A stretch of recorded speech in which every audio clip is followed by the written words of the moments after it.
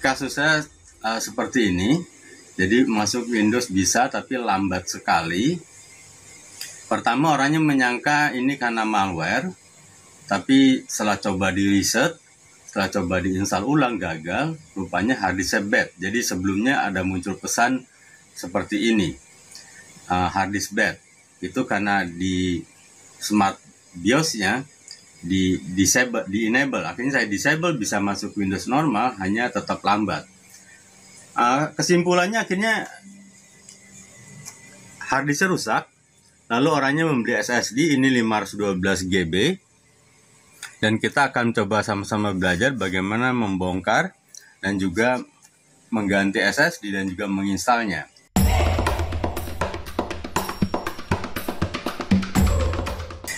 Oke guys, pertama baut-bautnya dilepas dulu. Dan jangan lupa bautnya juga kita simpan. Jadi diperhatikan semua baut sudah terlepas. Di sini kadang biasanya ada juga baut yang mengunci CD-ROM ini. Nah, selesai baut dibuka, kita bisa coba buka.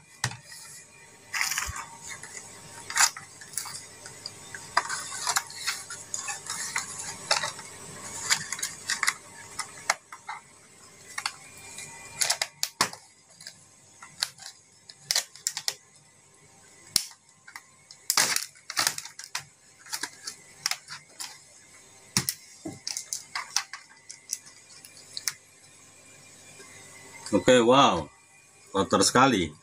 Nanti bisa dibersihkan biasanya dengan kuas.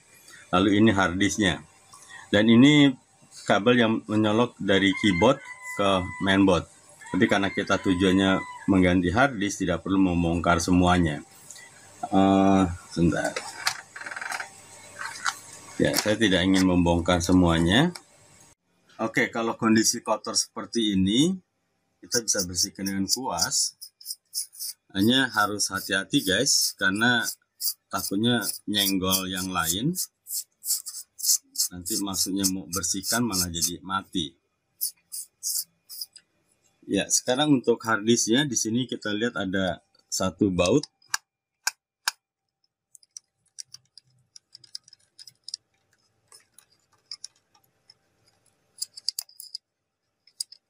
Ya. Coba angkat, ya, hanya satu baut. Dan untuk CD-ROM-nya di sini juga beda dengan mainboard lain. Nah, ini harus kita lepas.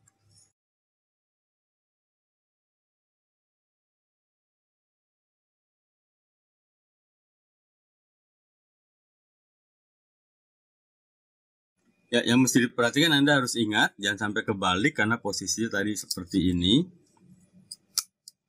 Ya. Ini posisi seperti ini, jangan sampai kebalik, nanti akhirnya bisa jadi malah nggak kedetek. Oke, ini dilepas. Ya, cangkang ini untuk penggigitnya. Jadi sekarang kita ganti dengan SSD ini. Oke, diganti SSD ukurannya sama dengan harddisk. Bagaimana mengenai SSD dan apa itu SSD nanti bisa ikuti tutorial yang ini.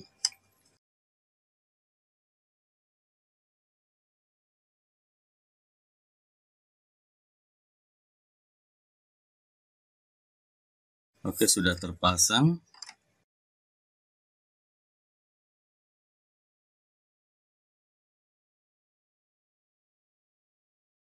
Terpasang, selanjutnya tinggal nanti bagaimana menginstalnya. Jadi kenapa saya lakukan seperti ini, saya tidak ingin membuka keyboard dan juga mouse-nya, agak beresiko. Lalu problem lain juga, harddisk ini ada datanya dan orangnya ingin dipindahkan ke SSD yang baru. Jadi sebenarnya bisa saja harddisk ini dibelikan Candy seperti ini. Jadi harddisk ini bisa berfungsi sebagai data. Hanya tidak saya usulkan karena terus terang harddisk ini bednya di awal banyak banget gitu. Jadi belum 1% aja udah nggak bisa jalan. Kalau ini dijadikan data, memiliki sebuah resiko yang tinggi. Cara mudahnya adalah nanti setelah saya install SSD ini, misalnya dibagi jadi 100 dan sisanya untuk data, saya bisa menggunakan komputer lain untuk melakukan backup data. Oke, nanti proses installnya seperti biasa. Nanti selanjutnya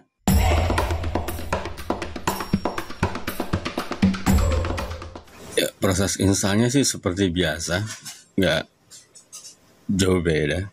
Di backup setiap disk dikasih nama yang berbeda supaya nanti ketika mau copy data kita tidak bingung. Oke guys, kalau sudah selesai, ini harddisk datanya kita coba pindahkan. Tidak mungkin dengan magic, tapi harus dengan perlu satu komputer lain, karena seperti tadi kita lihat tidak bisa dengan di komputer ini, dan lebih baik komputernya speknya agak tinggi supaya proses kopinya lebih cepat. 100 GB bro.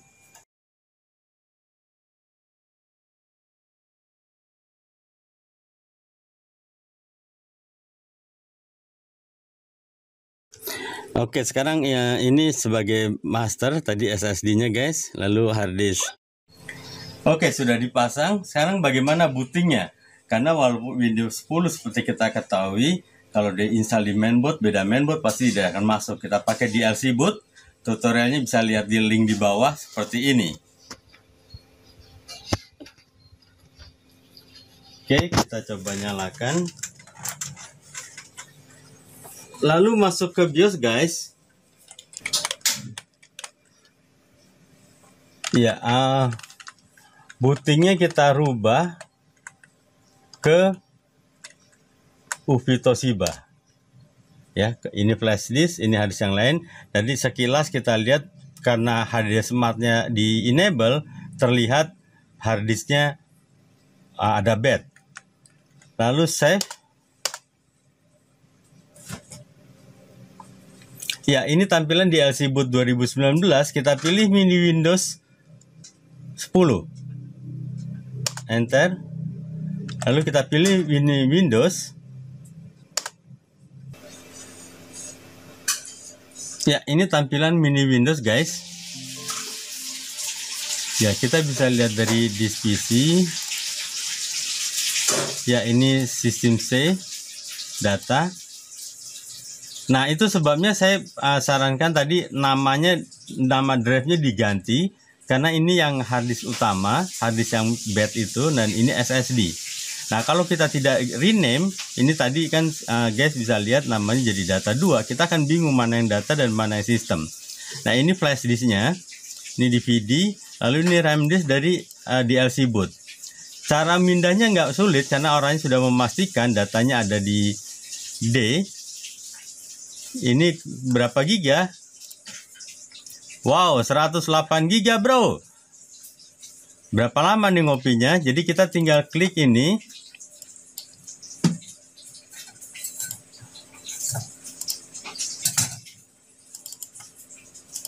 Ya, kita akan pindahkan ke D sini. Saran saya, file sebanyak ini jangan langsung select all copy guys, itu biasanya nanti akan gagal. Dan juga yang kedua, jadi lebih baik sebagian-sebagian. Kita bisa lihat di sini ada berapa giga, sebagian-sebagian, dan juga jangan berbarengan. Ya, sekitar hampir 30 giga lebih. Jadi ya, kita bisa lihat di sini speednya masih kalkulasi. Jadi jangan langsung Anda mengopi lagi sehingga di sini jadi beberapa. Itu akan memperlambat proses pengopian. Ini karena ngopinya ke SSD cukup cepat, 100 mega, wasoy. Lumayan cepat. Jadi jangan melakukan copy lagi, karena ketika Anda melakukan copy lagi, nanti speednya akan dibagi dua. Resikonya adalah kalau copy terlalu rendah, hasilnya akan gagal. Oke, begitu guys caranya. Jadi bagaimana kita mengetahui penyebab sulit masuk Windows atau gagal masuk Windows atau Windows terlalu lambat? Bisa jadi harddisknya bro. Dan SSD adalah solusi yang terbaik pada masa kini. Guys, di video tutorial next berikutnya saya akan memberikan bagaimana mempercepat kinerja Windows 10, termasuk apa penyebab dan bagaimana mengetahui software dan hardware mengenai pendukung Windows 10. Karena Windows 10 sebenarnya diciptakan untuk SSD atau SSD diciptakan untuk Windows 10. Sehingga kalau guys masih pakai hard disk untuk Windows 10, udah pasti lambat bro. Oke, begitu guys. Jangan lupa klik like and subscribe. Ikuti terus video-video tutorial dari tim warnetku. Dan juga bila Anda memiliki sebuah keperluan, bisa tulis di komen tutorial apa yang perlu dibuatkan. Seandainya saya bisa, saya akan membantu guys. Salam sehat selalu.